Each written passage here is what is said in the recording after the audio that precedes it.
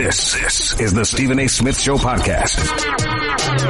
I'm Stephen A. What's up, everybody? Welcome to the latest edition of the Stephen A. Smith Show, coming at you as I love to do every weekday over the airwaves of ESPN Radio, 250 plus markets across the United States of America, plus ESPN Radio on Sirius XM, Channel 80. Number to call up as always is 888-SAY-ESPN. That's 888-729-3776. Lots of stuff to get into today, and obviously, usually I'm hyped. I'm excited. The preseason begins tonight. Hall of Fame game. Chicago Bears going up against the Baltimore Ravens. Where should Des Bryant land? We could talk about that a little bit later on in the show. I've got Sonny Gray for the New York Yankees on my mind. Doesn't take Einstein to figure out why that is. I'll get into that in just a second. Of course, not only that, Kevin Durant calling himself a phony. I'll explain what that's all about and whether indeed such an incendiary comment should be attached to him. I don't think it should be, but who knows? We'll see.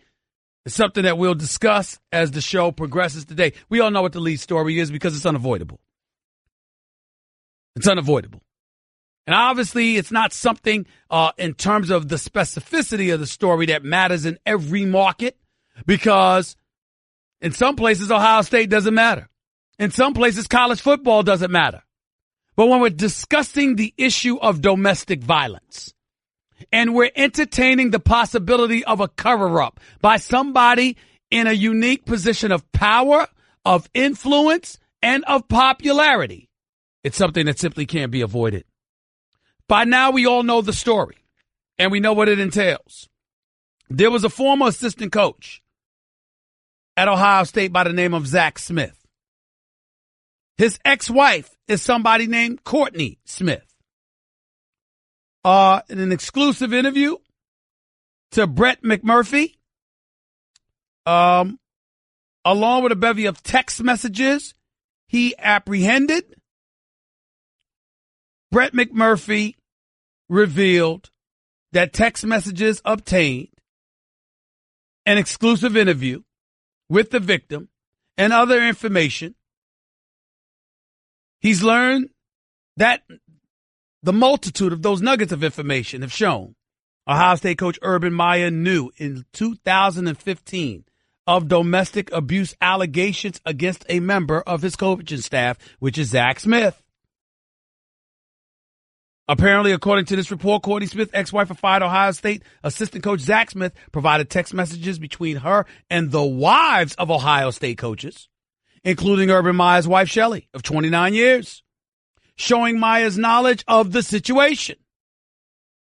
Meyer said last week, Urban Meyer that is, during Big Ten Media Day, that he had no knowledge of the two alleged domestic violence incidents in 2015 with former assistant wide receivers coach A.S.Smith, or were investigated by the police department. He said he knew nothing. Meyer said had he known, he would have fired Smith in 2015. 3 years before he did last week, after McMurphy reported the alleged domestic violence. All the coaches' wives knew, Courtney Smith said. They all did. Every single one. As a result, we know what this is about. We know this is about a three-time national champion, Urban Meyer, whose record of 73-8, that's a 90% winning percentage at Ohio State, has him recognized as arguably the best coach in college football this side of Nick Saban. So for him to be accused of turning a blind eye and a deaf ear, per se, to allegations of domestic violence is obviously not a very good thing. Now, there's a lot of people that believe that Ohio State is taking the right position. He has been placed, Urban Meyer, head coach of Ohio State, has been placed on paid administrative leave. And a lot of people think that that is the right move for Ohio State to make. Pay him, but take him off the sidelines. Don't have the distraction out there. And as a result, they will investigate the matter, and then they'll make the appropriate decision once their investigation concludes. I disagree with that. I disagree with him being placed on paid administrative leave. I will tell you exactly what my feelings are in just a second. But before that, I believe Courtney Smith, the ex-wife of the former Ohio State assistant wide receivers coach, A.S.M.ith, on WatchStadium.com, told Urban Meyer's wife in 2015 about the abuse. Listen to what said. Here it is. In 2015, I came forward with it. I told Shelly. I sent her some pictures. I spoke to her on the phone. And that was because at that point, we were legally separated. And enough is enough. If I leave the marriage, I'm hoping this is going to stop. This has to stop. Shelly she said she was going to have to tell Urban. She was going to have to tell Urban. I said, that's fine. You should tell Urban. We can't have somebody like this coaching young men. That was Courtney Smith, the ex-wife of the former wide receiver coach A.S.M.ith out of Ohio State, who was fired last week by Urban Meyer upon Urban Meyer learning that this report was about to come out. But this is Urban Meyer last week at the Big Ten media presser. Last week, July 24th to be exact. This is Urban Meyer speaking on the A.S.M.ith incident and how he handled it. I can't say it happened because I wasn't there. I was never told about anything. Never anything came to light. I never had a conversation about it, so I know nothing about it. So anything about that did not factor into your decision? First I heard about that was last night. And so you don't know anything about 2015? That wasn't a factor in your decision with that? No, and I asked some people back at the office to call and say what happened, and they came back and said they know nothing about it. Okay. Why were you comfortable hiring Zach in 2012 at Ohio State, knowing what you knew about 2009? My comments about 2009, obviously a long time ago, but whenever you get an accusation, contact your superior, wait to find out what happened, and let the people do their jobs. And then you let, I guess, the legal course run its course and find out and ask them because they're experts. They came back to me. We found out what happened according to both parties and according to everything. We met with them. There were no charges. Everything was dropped. There was a very young couple, and I saw a very talented coach, and we moved forward. So he's saying that essentially they heard about the incident in 2009. It was investigated. Nothing came of it. They were a very young couple, as if that's an excuse, so on and so forth. As it pertains to the incident dating back to 2015, knew nothing about it, was the first he ever heard of it, et cetera, et cetera. But based on Brett McMurphy's reporting, it seems virtually impossible that Urban Meyer knew nothing about it because he has text messages with Courtney Smith communicating with Shelly Meyer, the wife of Urban Meyer, and essentially telling her what transpired. Shelly Meyer telling her, I have to tell Urban, and she's saying, okay. She's been married to the man for 29 years now, 26 at the time. It's not beyond the realm of comprehension, nor is it irresponsible to deduce that the wife of the head football coach, hearing that one of his assistants has engaged in domestic violence and swearing to the victim that she must tell her husband, getting the okay from the victim to tell your husband is suddenly not going to tell your husband. Can't imagine that.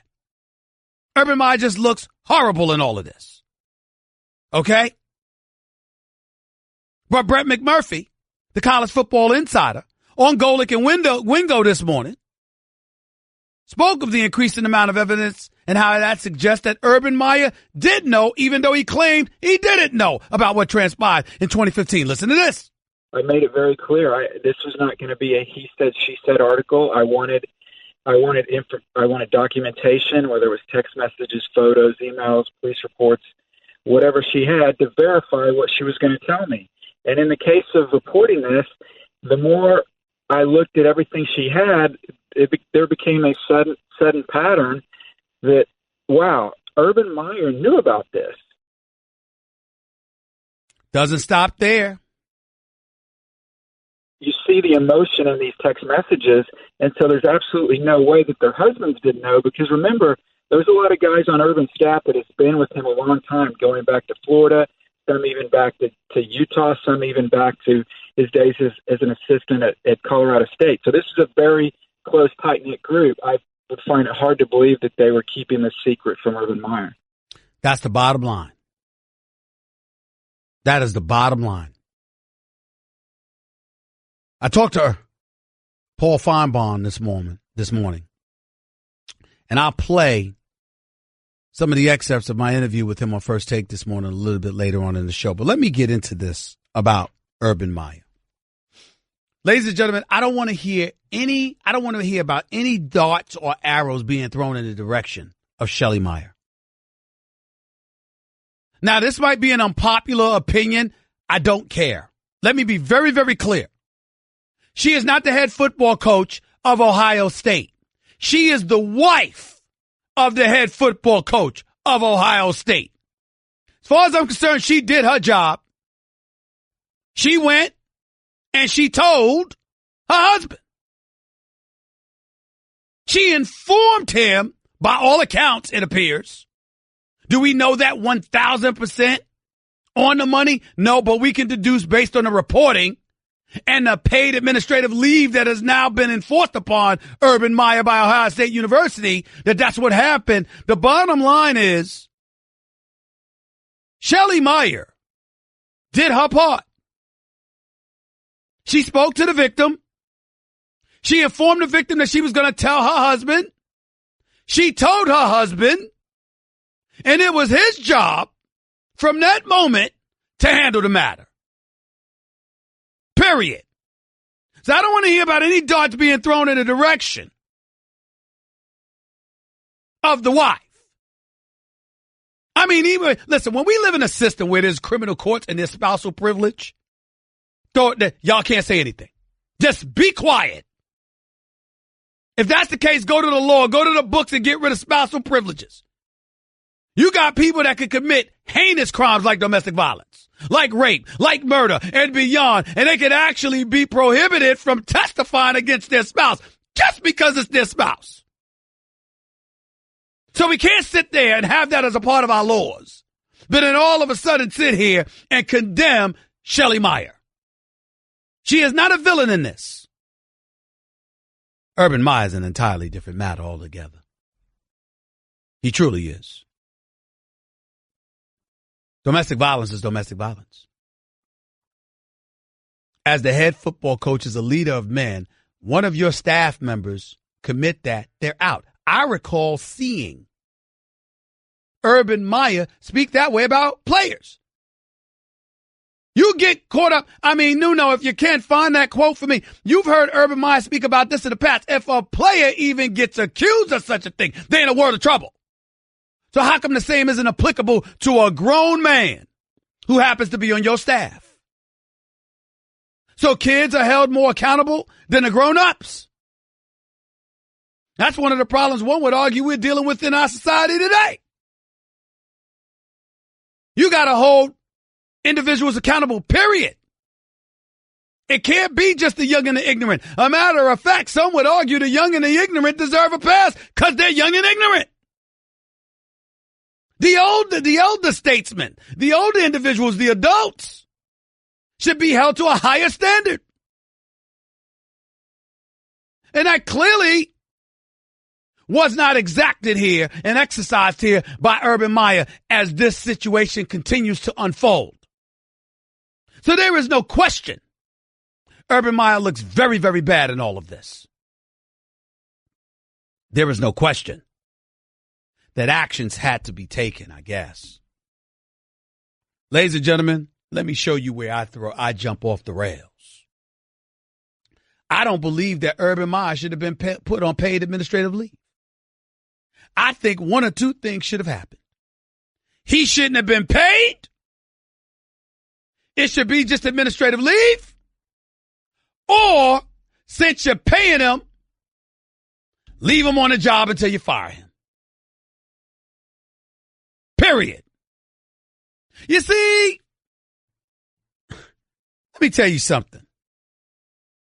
When you're on paid administrative leave, I'm not trying to act like you're completely absolved from a situation. Your name matters. Your reputation matters. And if you're raked through the coals, in a court of public opinion. It's not like that's nothing. I'm not trying to imply that. But what I am trying to say is this. Why should I let you just go home, get paid for doing nothing? For all I know, you hiding from the news, from the shrapnel of criticism circulating throughout the airwaves and beyond right now. Hell, for all I know, you might be in Turks and Caicos or the Bahamas or Barbados or something as we speak. I don't know. He ain't wearing some damn ankle bracelet confined to his home. He's not a criminal. They just put you on paid administrative leave. Hell with that. Get Urban Meyer's butt right back to work. Let him deal with the media, waiting for him after practice every day, having to answer these damn questions with the cameras rolling. Subject him to it. He's getting paid the big bucks. What's wrong with that? Get his butt behind there.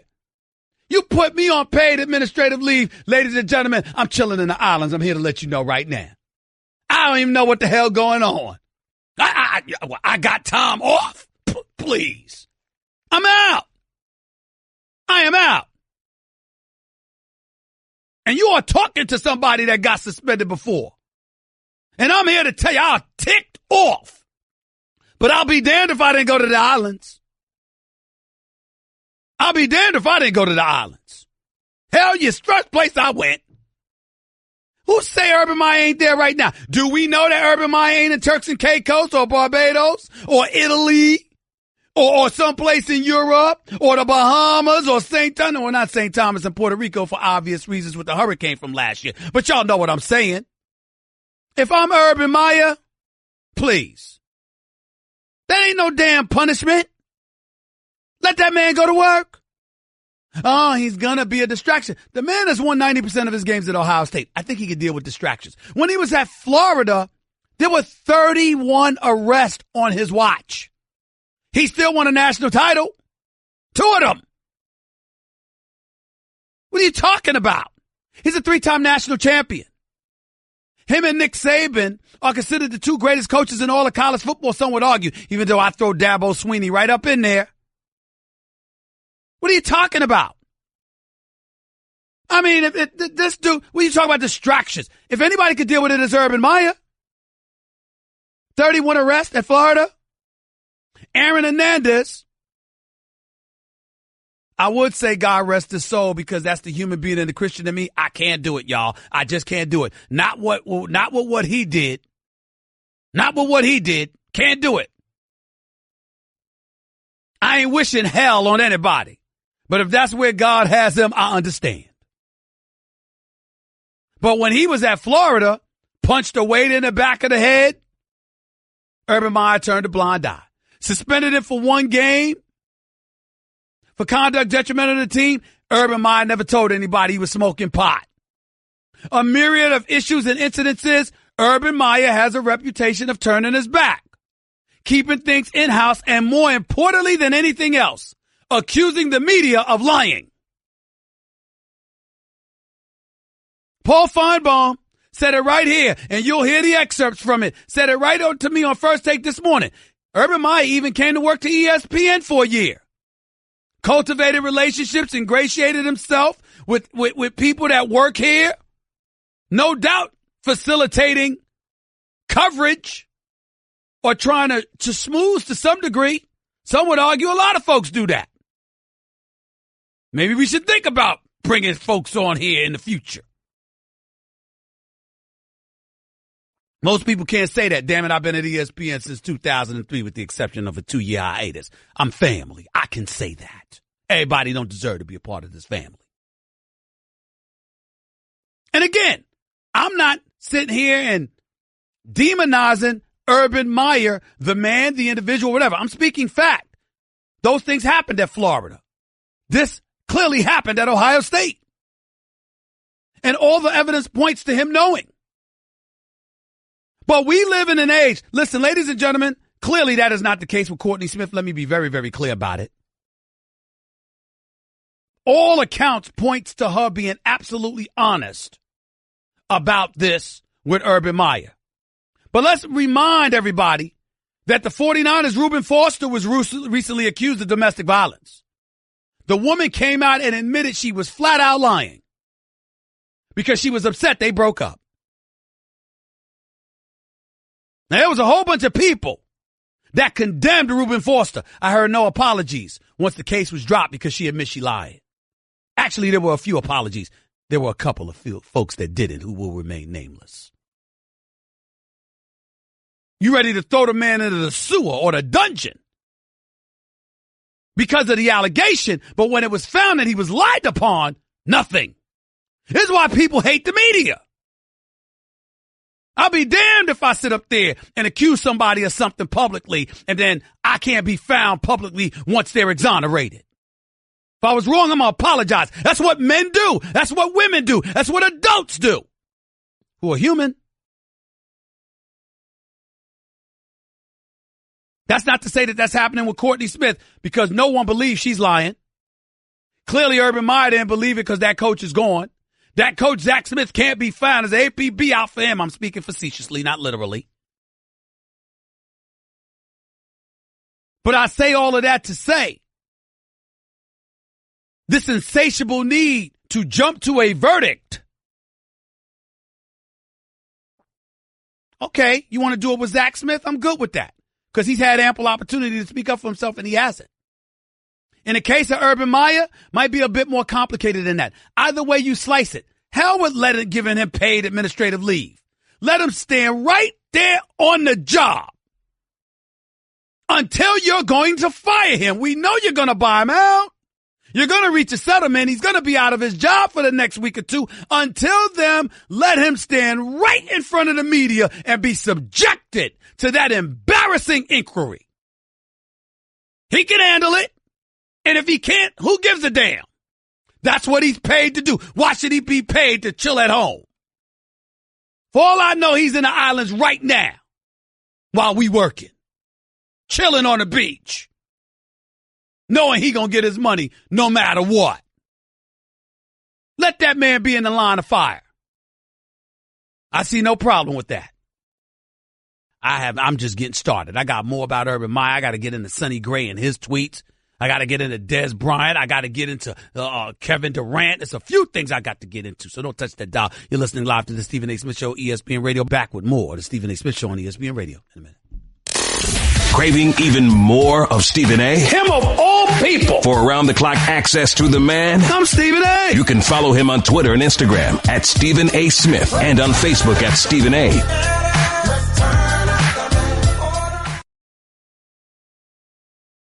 Allie's mom knew she had a strong kick even back in the womb. And from then on, Allie was always kicking a ball and saying she was going to play pro soccer. And one day, while she was kicking a ball against a wall, her skills drew even more attention.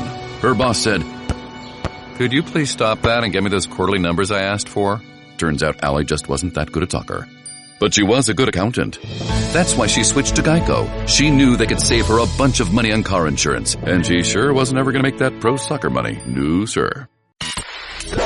You're listening to the Stephen A. Smith Show podcast. Before I go to the phones, another matter I felt the need to discuss.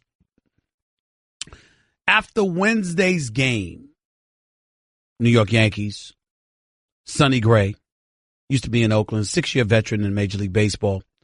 Used to play with the Oakland Athletics, Oakland A's. He's now with the Yankees. Had a good game the other day, by the way. There was a tweet that Gray put out there, some inside joke with somebody. It said at Sir_Peanut1. At Sir SIR_Peanut. Apparently Gray called the tweet an inside joke that was directed at Rashawn Dixon, whom he played with while in the Oakland organization and whose brother Anthony played in the NFL. Gray, who is white, wrote in September 2012, you didn't go to college, and 2, you are black. Hashtag follow the leader, clap, clap, clap. For a time during Wednesday's game, Gray's Twitter account was down before coming back up. Gray said he has been hacked in the past and acknowledged that someone else currently helps run his account. The tweet in question has been deleted. If you recall, there have been tweets recently that have been unearthed of Major League Baseball players, Josh Hader for the Milwaukee Brewers, Braves Sean Newcomb, and Nats Trey Turner have also had old tweets unearthed. Gray's 28 years old, turns 29 in November. This tweet was in 2012, so that made him about 21, 22 years of age. Wasn't a kid. This wasn't Dante DiVincenzo for Villanova with his tweets from when he was 12 or 13 years of age.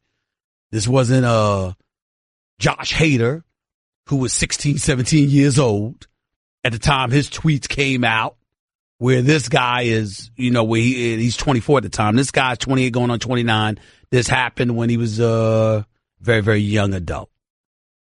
Having said all of that, here's to say this.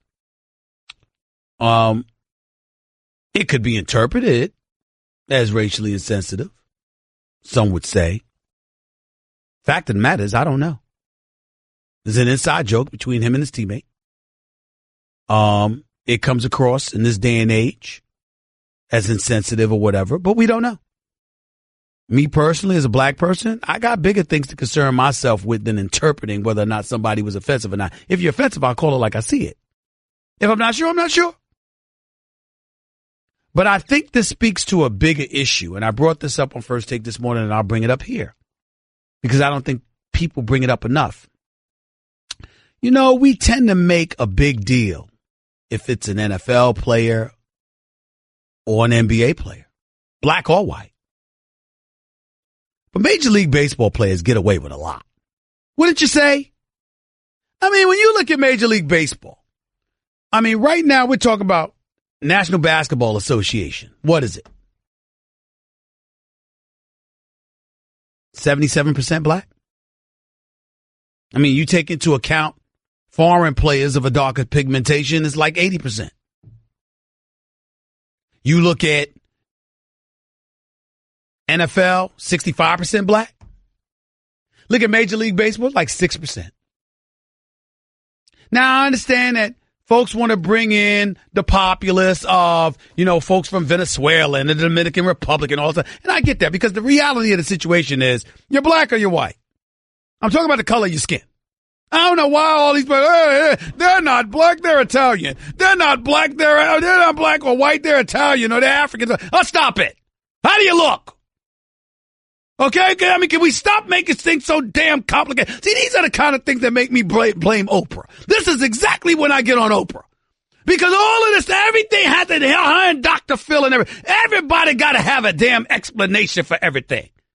I understand you're French. But if you're white as the snow outside in a winter afternoon, just because you speak French don't mean you ain't white. You're just white who happens to speak French or be French. Can we stop it? Either white or you're black. Period. It's okay. Either way. But you are what you are. No, he's Dominican. He's not black. I'm sorry. He's darker than me. If I'm black, what the hell is he? Can we stop it, please? But if we want to sit up there in Major League Baseball and we want to say, well, 30% of the populace, I understand why they would sit up there and point out those of Dominican or Venezuelan descent or whatever the case may be. Because when you're talking about African Americans, now you're talking about black folks from America. And the reality of the situation is there's not an abundance of participation in Major League Baseball by African Americans. The reason I bring all of that up is for this reason. This is why Sonny Gray's situation is profound enough to entertain in dialogue. Major League Baseball gets away with a lot. They operate to the beat of their own drum. They do what they want to do when they want to do it, how they want to do it, at whatever pace they want to do it. It's who they are. And no one ever calls them on it until it's late. This whole PED mess. Do y'all remember that? When Sammy Sosa showed up in 2005 and said, I'm just here to talk about I'm not here to talk about the past. And a congressman had to say to him, are you exercising your Fifth Amendment privileges? He couldn't even say it. Sammy Sosa, after years and years and years of hitting home runs, slapping high fives, and talking to the media in English, he's going to show up on Capitol Hill with an interpreter. I mean, it's stuff like that. Why? What happened, ladies and gentlemen? Baseball was forced to address PEDs because they had dragged their feet for more than a decade. Hell, some would argue more than a quarter century if you take into account amphetamines. The point that I'm trying to make to you, baseball has always been in the mentality, we handle things our own way. Let NBA players get into a fight. Oh, look at the thuggery. What are we going to do about this? They're criminals. There's a brawl on a baseball field with Major League Baseball players. Oh, a lot of passion out there. A lot of passion. I mean, guys got to get it together. They can't do that. There's going to be a suspension for a few games, but that's it. You know what makes me laugh? Especially when it involves a pitcher. Well, the pitcher's suspended for 10 days. Well, you pitch every 5. Which means that you basically only been suspended for 2 days' work. Really? Really? This is what is allowed to happen in baseball. Another sport, hockey. Oh, they've dialed down the fighting. But I think I saw a fight last season when 2 guys were about to throw down and literally the official moved out the way to let them throw down. Let a football player or a basketball player get into that. What's wrong with these people? Did you see them? Do you see the criminality? I mean, what are we going to do about this? This is a problem. We have to resolve this right now. There's a problem going on in the sport. 3 people fought. NBA, 450 plus players. NFL, 1,800 plus players. 5 fights. There's a real problem. We've got to address the violence. But Major League Baseball and hockey, predominantly white sports. Oh, no, never that. No. I mean, they just have to control their emotions a little bit better. That's all, guys. Let their emotions get the best of them. Things will be fine. That's why Sonny Gray's tweet has to be addressed. Not because of Sonny Gray. It's because we have to bring baseball into the modern era to show them you don't get to operate in your little bubble, doing what you want to do and handling things internally without dealing with the shrapnel of criticism from the outside world any longer. You don't get to insulate yourself in your own MLB bubble. You got to come and join the world with the rest of us. Me Too movement and everything else. By the way, I don't know if y'all noticed, domestic violence was going on with Major League Baseball, too. It was long before Ray Rice and his situation with the NFL. Did you know that? Did you know that a manager, Bobby Cox, was reportedly associated with domestic violence on numerous occasions? Did you know that? No, you didn't. Because we never really talked about that, did we? Baseball has to be dragged into the new age, like everybody else. And whether it's Hader or Sonny Gray or somebody else, come on to the party with everybody else. You don't get to be in your bubble anymore, Major League Baseball. That's the story. That's the angle to pull from all of this. At least from my vantage point. That's how I feel about it. Stephen A. Smith Show, presented by Progressive's Home Insurance. Get your quote at Progressive.com today. 888-SAY-ESPN. That's 888-729-3776. Your phone call's up next, along with a bevy of other issues I want to touch on. Not just Urban Meyer, not just Sonny Gray, but Kevin Durant as well, calling himself a phony. I'll explain why he's wrong about that, and then some. Stick around. You're listening live to Stephen A. on ESPN Radio. Guess what? You're in the middle of the Stephen A. Smith Show podcast. Damn it, I mean it! 888-SAY-ESPN. It's 888-729-3776. Going to play some excerpts from my interview earlier this morning with the great Paul Finebaum. So tune in to hear what he had to say about Urban Meyer. Until then, Andy, you're live with Stephen A. Talk to me. What's up? How are you doing? I'm all right. Talk to me, man. I got to tell you, I'm a huge fan of yours, but I got to respectfully disagree with you and tell you you're dead wrong about this. All right. Stop me. Let me stop you right there for a quick second. Sir, I want you to know something. As a fan of the show, I appreciate you. I don't care if you disagree with me. I love it. It doesn't bother me at all. So I love how people always have to say, you're a huge fan, but you disagree. Sir, you're supposed to disagree with me most of the time. That's what makes the world go round. So go ahead. Well, let me tell you why. Sure. First and foremost, I wish I was in Bristol because I could give you the business 5 days a week. But when you talk about Shelley Meyer not being able to have any darts thrown her way, let's get right to it. She's a licensed practitioner nurse, so she has an ethical obligation to notify law enforcement. Okay. She's also a faculty member of Ohio State. So why are no darts being thrown to her when pictures are being shown to her? She has a visual evidence, yet she does nothing about it. You know what? That's valid. Shouldn't she be under the bus more than Urban? Hold it. No, I wouldn't say more than Urban. But I would say this, Andy. You have a point there. Because my only point that I was making in terms of darts being thrown in her direction, I'm saying she's his wife. So the first obligation is to tell him. And that's what I meant by saying that. I totally forgot about the fact that she was on the staff, in terms of a faculty member of the university. That's a valid point. I was only alluding to the fact that in our society, remember when I brought up, Andy, just a few minutes ago, how you could commit a crime and your wife can't testify against you? Sure. That's what I was alluding to. That's what I was trying to say. In other words, when you're married, spousal privilege matters. That's what I was alluding to. That's all. I do understand your point though, because she's a member of the, she's employed by the university, the nurse and all of that stuff. I get that point, Andy. I can't dispute that. I was talking about her as his wife. Well, they're both looking for work now. They're both done. Probably. But I was speaking from the perspective. I want you to understand what I'm saying to you, Andy. Andy, if you committed a crime today, I can't fault your wife for not testifying against you. That's what I'm trying to say. Now, am I charged or am I convicted? Because this guy, A.Smith, was neither charged nor convicted of this. Yeah, that's true. Well, I was talking about it as it pertains to Urban Meyer. I'm not talking about A.Smith.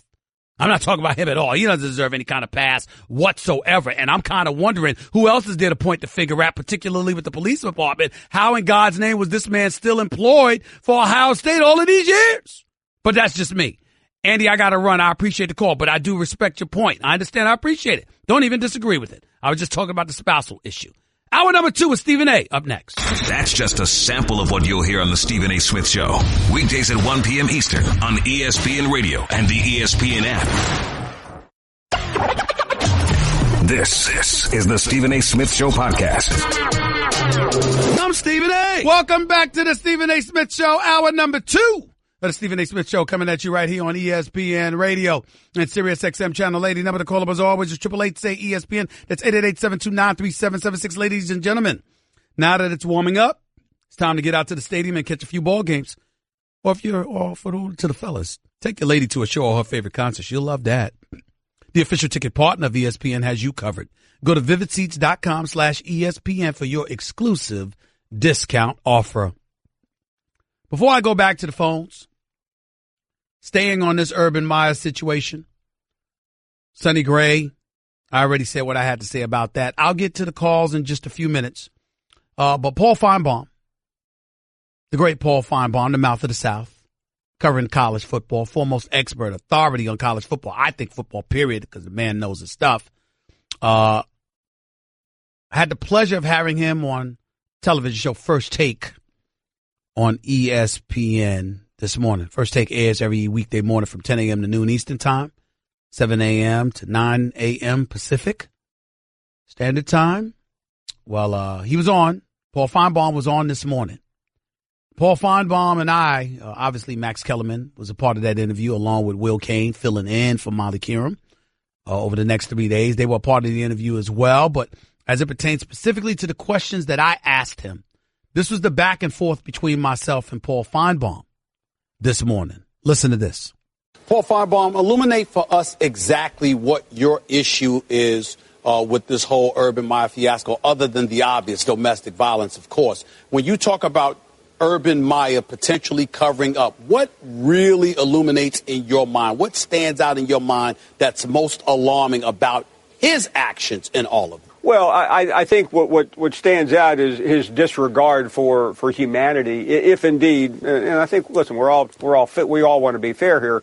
We're hearing one side of the story, but man, it is an overwhelming side of the story. So on that point, in this day and age, Stephen A., to turn, cliche or not, a blind eye to all of this, to cover for someone, and let's not forget this coach was the grandson of Earl Bruce. You can't let go of that for a second. Earl Bruce, the former Ohio State head coach, he was a mentor to Urban Meyer. He gave Urban Meyer his first gig.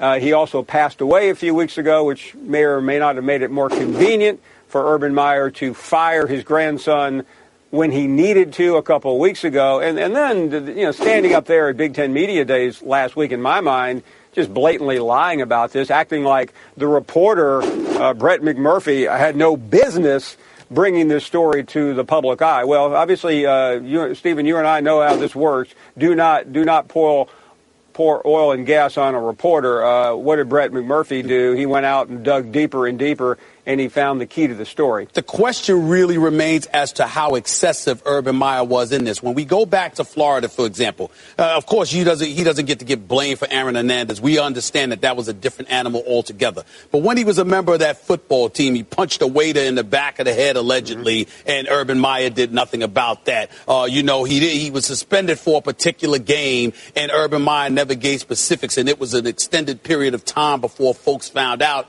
that he was using pot, and obviously that violated rules and regulations, and that's why he missed the game. But what stood out to me about Urban Meyer, based on the reports, is how excessive he is in going after the media, which brings us to last week when he stood before the media and not only denied this, but really tried to excoriate the reporter for even bringing up something like that. When knowing what you know about college football coaches, and specifically Urban Meyer, do you find him to be a bit different or a bit excessive, per se, in the denials when it comes to media reports, more so than the typical college coach? Not really, Stephen A. College football coaches are, by and large, control freaks. And when they can't control every single thing that happens, they get obsessed over it. And listen, it doesn't matter if it's Urban Meyer or Nick Saban. Just go down the list. They all say they don't care. They all say they don't read, but they do. They genuinely hate the media unless they do what they want them to do. I've lived it. I've covered the beat. You've covered the beat, Stephen A. We've been on both sides of it, and they only tolerate it when they have to.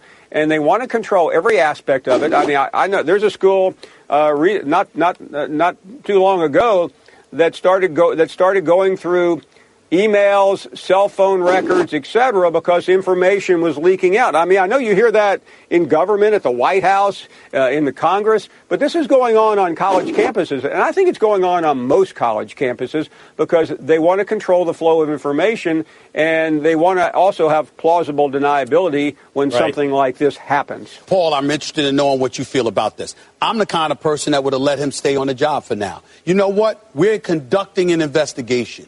You're our championship coach who's 73-8. You're here to win football games, but you also have to conduct yourself appropriately. You're going to go out to the media and have to deal with the inquisition that is going to be aimed in your direction. You don't get to get paid and go home and chill out in the confines of your posh life and not have to face the music. We will conduct an investigation. We will announce it to the world. You're going to have to deal with that and the potential distractions that come along with it. We pay you to do it. Go out there and do your job until we tell you you're gone. That would be me. Go ahead, Paul. No, Stephen, I would like to see what you suggested, but I think the moment Urban Meyer denied all this last week, that train left the station, because what is he going to say differently today? I lied last week. I mean, he has nowhere to go. I mean, you guys understand the law. I mean, he boxed himself in, and you can't lose sight of one important fact. He fired the guy. Once he fired the guy, what was he suggesting? What was he saying? He was saying, oh, I believed him. But we had to let him go. I mean, Urban Meyer did.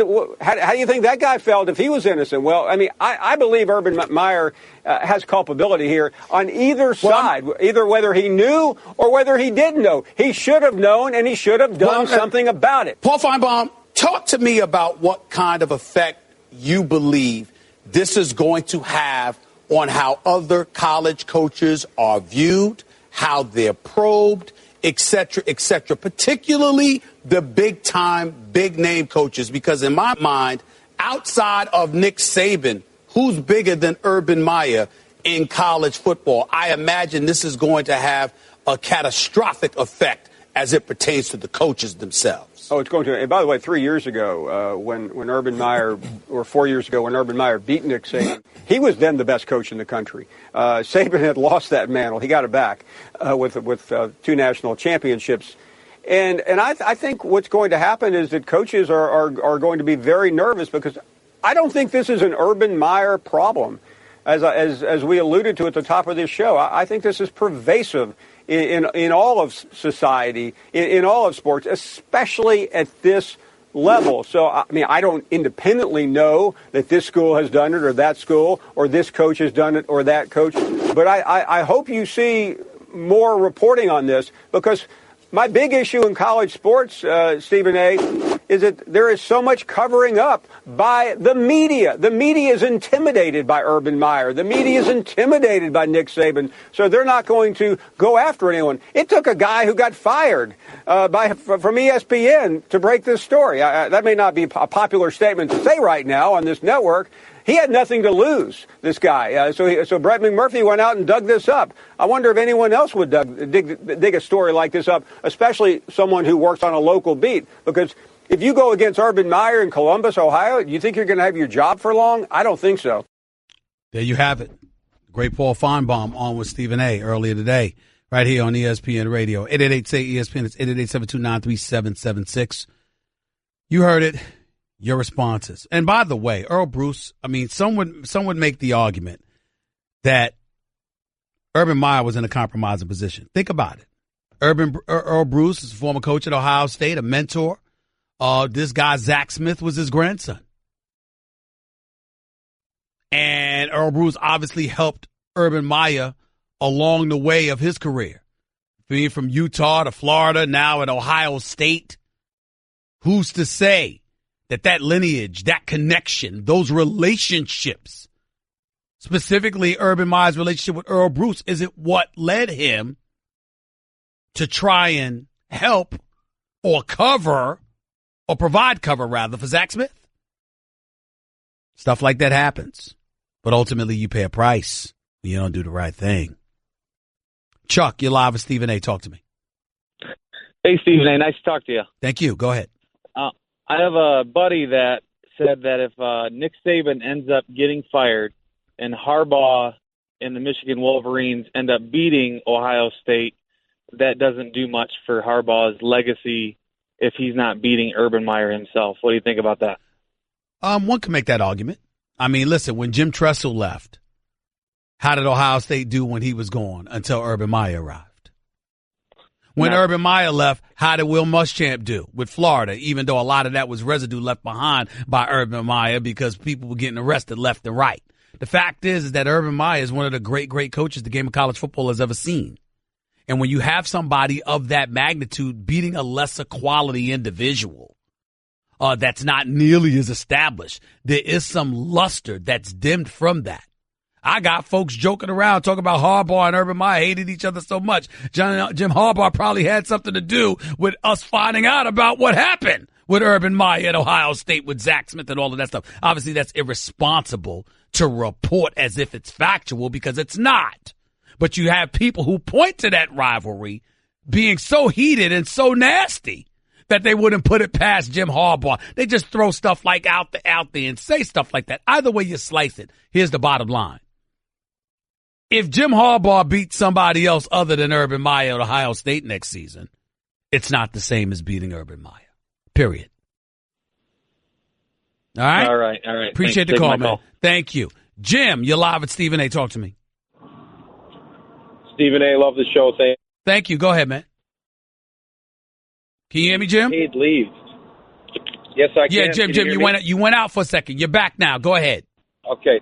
Stephen A. Lovett. I have to disagree with you on the leave thing. Even though we don't want it to be, we want them to face that inquisition, it's exactly what is supposed to happen legally. By definition, it's not supportive or punitive. He can't be trusted to do the right thing, and he can't be trusted to not unduly influence people and in that investigation. So well, I understand that. I understand, and I'm not disputing that. I understand it from a legal perspective. This is what you have to do. I was just answering the question as it pertained to my preference. My preference is, damn, paid administrative leave ain't really doing much. You know, that's all I'm trying to say. And it's like at the end of the day, if you're going to fire him in the next week or two and you're working out a settlement, you're going to do that anyway. So as far as I'm concerned, if I got to pay him, leave him on the job until it's time for him to get the hell off the job. That's all I'm trying to say about that. I agree with you. Do you look at the leave as being kind of like out on bail? You're kind of charged, somewhat, but not convicted yet? Somewhat, yeah. Yeah. That's a good way to put it. Yeah. I can go with that. That works for me, out on bail. Yep. That's how I feel about it. That goes with the whole innocent until proven guilty mantra we have here. So yeah, to some degree. To some degree, but in this particular instance, I'm like this. The man's won 90% of his games at Ohio State. I don't want to hear I'm going to put him on paid administrative leave because I don't want him to be a distraction. It's his damn job to work through the distraction. Now, when it's time for him to go, it's time for him to go. You conduct your investigation, and within the next 2 weeks, you bounce his behind out of there. But until then, I'm not giving you no paid vacation. Go out there and coach these damn kids. That's what we pay you to do. Go do it. Absolutely. Love the show. Thank you, Stephen A. Keep Appreciate it, real, it. Thank you, man. Thank you. Daquan, you're live with Stephen A. Talk to me. What's up, Stephen A.? I got 2 quick points for you. Sure, man. Hey, about the Urban Meyer. I got a kind of different perspective on that. Okay. Because it's like, damn, everything you worked hard for your whole life, everything, blood, sweat, and tears, I'm getting fired for what somebody else did. Stop right there. Stop right there. That's not true. He's on the verge of getting fired for what he did. Yes, A.S.Smith is the one who committed domestic violence, but he was employed by you, and if the reports are correct, you knew about it and covered it up. That's not about what A.S.Smith did. That's about what Urban Meyer did. Okay, I get that, but it's like, maybe a lighter punishment. Maybe, suspend him for 3 or 4 games. Take some pay cut. No, bro. I can't agree with you there. Can't agree with you there. He's a leader of men. He's a leader of men. You cannot tolerate that. And not only that, keep in mind that this is the same Urban Meyer that admitted publicly he has a no tolerance policy for such transgressions on the part of players. So why the hell are you letting off grown married men who work on your staff? Okay. All right. No. You're right. You know what I'm saying? Let me get to my second point real quick. Go ahead. I called you back in November, and I told you my Eagles was going to win the Super Bowl. And you said Donovan McNabb told you that they won Rough Riders and they won ready. Now I'm telling people the Eagles are the new dynasty in the NFL. We're going back to back. And I think we're going to keep going to the Super Bowl. I'm not going to call you a liar, but I'm pretty damn good at remembering these phone calls. I don't remember that phone call from you last November. I truly, truly don't. I'm looking at my producers. They don't remember you either, Daquan. I would have remembered you saying that. I'm not going to call you a liar, bro. I'm not going to call you a liar. But I don't recall that. I don't remember that. Now, having said all of that, I'm going to be a nice guy and give you the benefit of the doubt. And I'm going to say, okay, Daquan did tell us Eagles going to win the Super Bowl, and now he's saying they're going to be a dynasty. All right? Now, listen, I ran into this guy. He works, a really, really nice kid, works here at ESPN, and he's a diehard Eagles fan. He was walking through the hallways of ESPN yesterday, talking about he worried.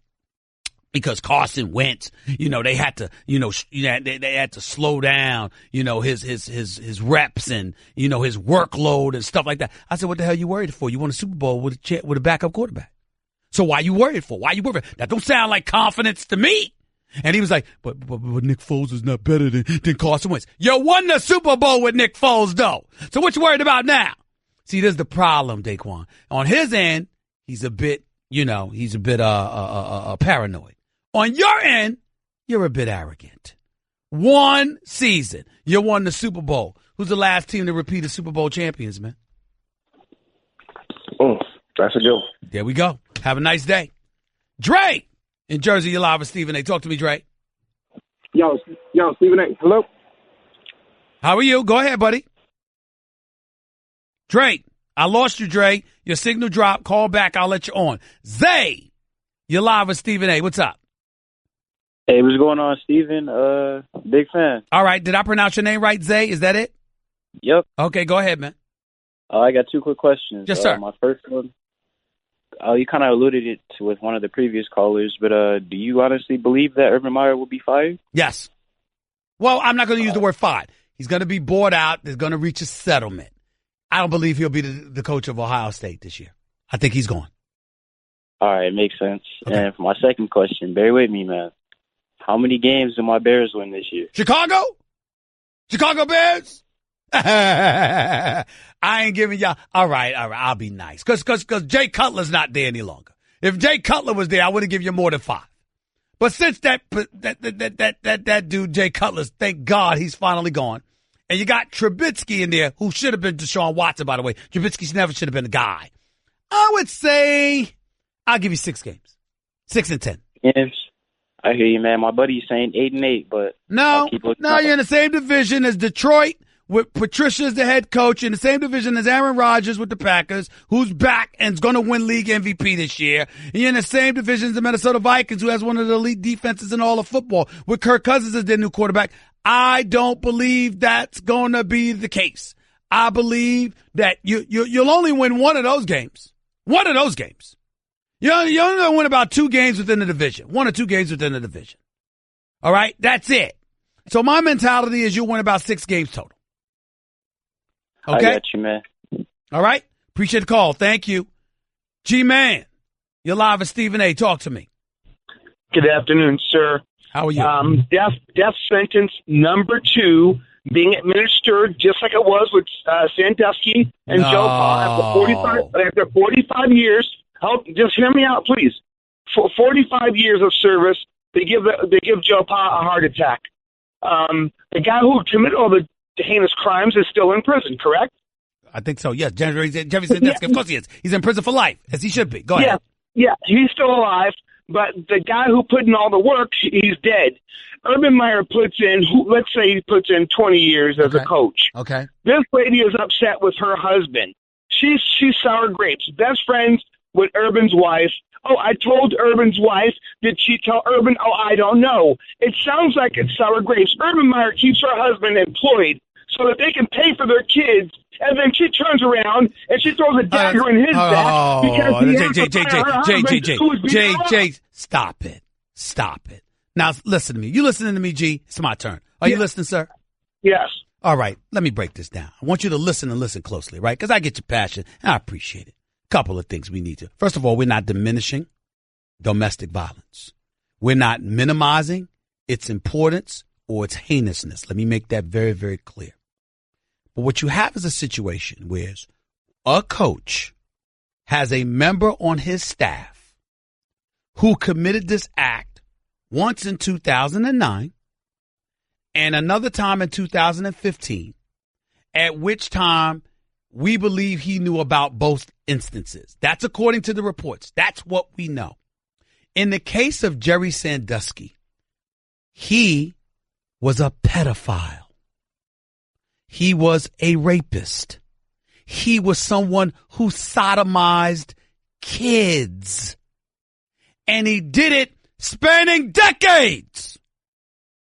And not only that, was allowed to stay on campus with an office and have an association with the football program that enabled him to recruit more kids. No, hold it. Wait a minute. We both agree, I think it's fair to say, that while we recognize the heinousness of domestic violence on any level, We both agree, right, that there's nothing in life more precious and more important than our children. Is that correct? I have 3 daughters. All right. I'm the kind of guy No. So I'm saying you agree with me, right? Intel, bro. Whoa. You agree with me on that, right? There's nothing more precious and important than children, right? I do. But Hold on, wait a minute. He sodomized a number of kids. You understand that? Stephen A., we have to find a way to not crucify a person who might be associated or around the individual who commits the crime. But Joe Paterno left. Not only did he leave Jerry Sandusky, ignored those things, but then he left. This is Joe Pa, who could have snapped his finger, and this man would have at least been eradicated from the program. You didn't do it, yet the man had an office, for crying out loud, and used to bring kids to the university to show his connection to the university to recruit them so he could sodomize more of them. What are you talking about? You're blaming Joe Pa to a degree, though. Hell yes, I am. Did I stutter? You're damn right I am. Without question. Just like Urban Meyer's about to be blamed to some degree for this.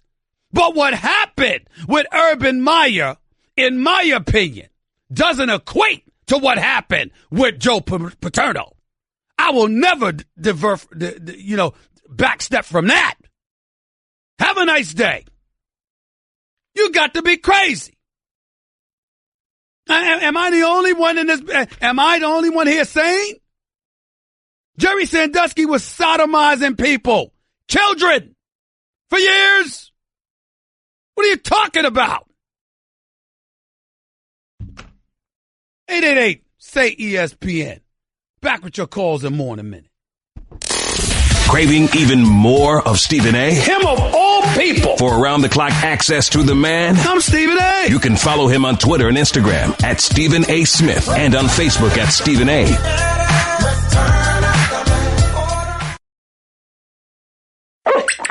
I'm a squeaky toy, and I've got one job, getting chomped on by this little ankle sniffer. So pardon me for feeling inept compared to Geico, who does so much more. Like while I'm getting slobbered on, Geico is creating cool technology like their mobile app, which lets people pay their bills or file a claim. Plus, Geico is the fastest growing auto insurer for the last 10 years. Is it too much for me to ask for one more feature? Fast and friendly claim service like Geico, maybe? Oh, great. I'm getting buried again. Geico. Expect great savings and a whole lot more. You're listening to the Stephen A. Smith Show podcast. Back to the phones we go. Let's go to Joe, Staten Island. You're live, Stephen A. Talk to me. Hey, Stephen A. I appreciate what you do. I mean, you tackle a lot of subjects a lot of people don't want to tackle. But I think we're missing the point with this whole Josh Hader thing, right? Well, Josh Hader was from weeks ago. Sonny Gray is recently, but go ahead. But you brought up Josh Hader, yes, right? Sir. And I think it's a microcosm for what this country should see and how they should respond to things, right? Okay. The kid was idiotic, said some dumb things on some tweets. Absolutely not excusable. But look at how every one of his teammates came together to support him because they knew the way that man treated him. That's the first point. Second point, Greg Hardy, a multitude of NFL players have never been suspended for half the season like Roberto Osuna did. That's the second point. Mm-hmm. 3, baseball has by far the most stringent drug testing policy out of all the major sports. Well, I did not say that they did. I didn't say they didn't. I said that all of this stuff really hit the fan when folks had to show up on Capitol Hill.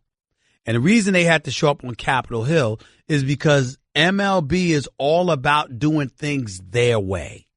Sort of privatizing everything. We understand it's private industry, it's not public industry and all of this other stuff. It's a sports league or whatever. You can talk about antitrust legislation favoring them more so than any other sport throughout American history. Don't let me get started with all of that.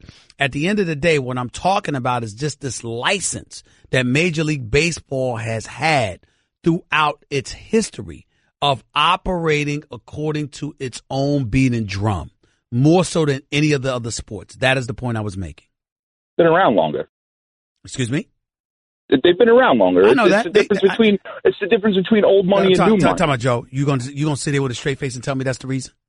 You're going to tell me when we're talking about America's national pastime, we're talking about white picket fences, American apple pie, and, role models and imagery and all of that other stuff that has been placed upon the shoulders of the modern athlete or whatever. You're trying to tell me that baseball hasn't stood or sat in a privileged position compared to other sports throughout its history? I don't want to hear that it was around longer. The fact of the matter is that it's been synonymous. You got politicians and families and all of that stuff, taking their families to the ballparks and things of that nature. You have a situation where baseball has essentially been coddled for many, many years until recent memory. That is a fact. It's also social media, man. A lot of these things that never would have gotten out in the past now are getting out. Yeah, but I'm not debating that. I'm simply talking about reality is that for a lengthy period of time, forget the age of social media. Forget recently, because we understand that the scales have been relatively evened to some degree, Joe. What I'm saying is that for a lengthy period of time, baseball, more so than any other sport in America, has sat in a very privileged position. They're judged differently. They're disciplined differently. They're allowed to discipline themselves more so than other leagues have been allowed to do. All of those things are a point of fact. But it's directly related to the amount of how long baseball's existed more so than football or the NBA. Not necessarily, because the reality, you could make that argument, and I won't even refute it. I would say to you is there's a reason for that. You have politicians and people in positions of power that connected themselves to America's national pastime, and that in and of itself was carried on for decades. That could be the reason. So if you want to say they were around longer and whatever, okay, fine. No problem. But understand what transpired while they were around. So you're telling me that like Little Sisters of the Poor own the NFL franchises or NBA franchises? No, right? I'm saying no. I'm not. I don't even understand what that means. What I'm saying to you is that baseball itself, you understand, being vast majority of white. For example, we talk about MLB and we talk about NBA and they have a minority owner and what have you. You hope that would be the case when it comes to football or whatever. That hasn't existed in Major League Baseball.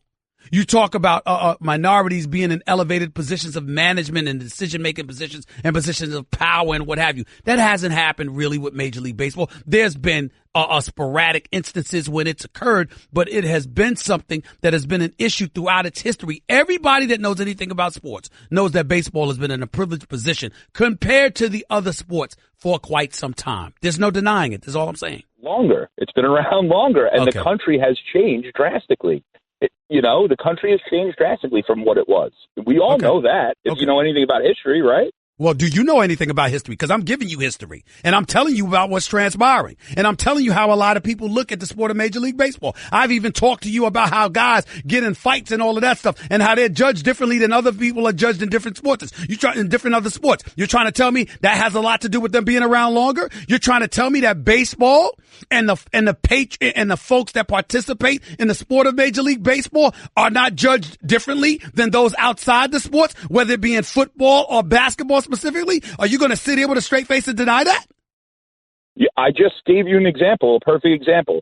Did Greg Hardy, the first offense that he's ever had, get suspended for half a year like Roberto Osuna did? So what? Now we're talking about both non-Caucasian people, right? Because I don't like using terms that you group people by race or ethnicity, okay? And what you said before about either you're black or white, I find that kind of offensive because my child is biracial, right? So my child is half Filipino, half Italian. No. Let me stop you right there. I meant no offense. And I certainly don't mean any offense to your child. Please don't think for 1 second that that's what I'm interpreting. What I am saying is that when you are out in the streets, when somebody looks at you, what do they see? That's all I mean.